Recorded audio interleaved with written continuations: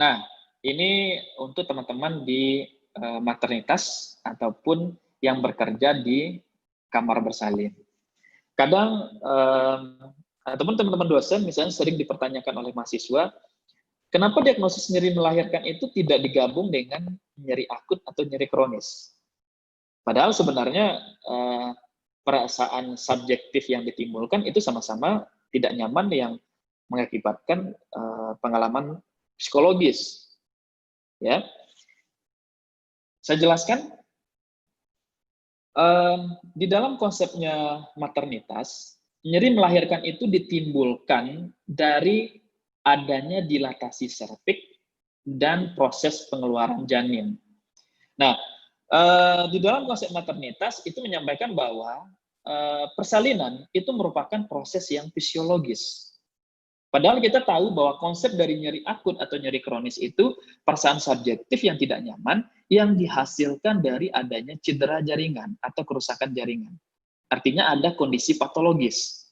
Sedangkan pada konsep melahirkan itu kondisinya adalah fisiologis. Sehingga dari itu, diagnosis nyeri melahirkan ini itu diberdirikan sendiri. Tidak digabungkan atau include dengan nyeri kronis, ataupun juga tidak include dengan nyeri akut.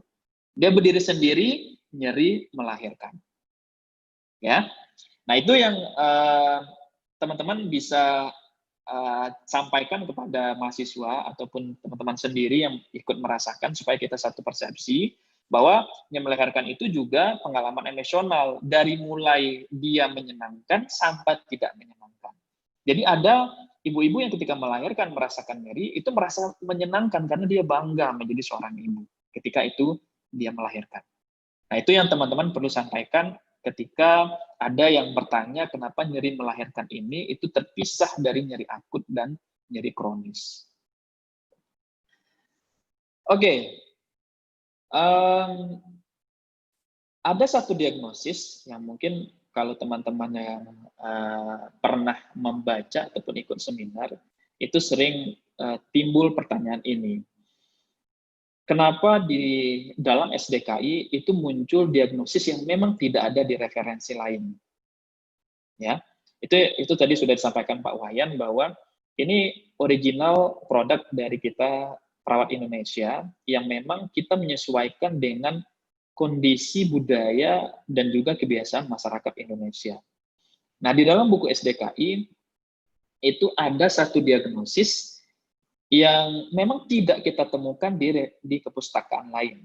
Apa itu? Yaitu risiko kehamilan tidak dikehendaki. Ya.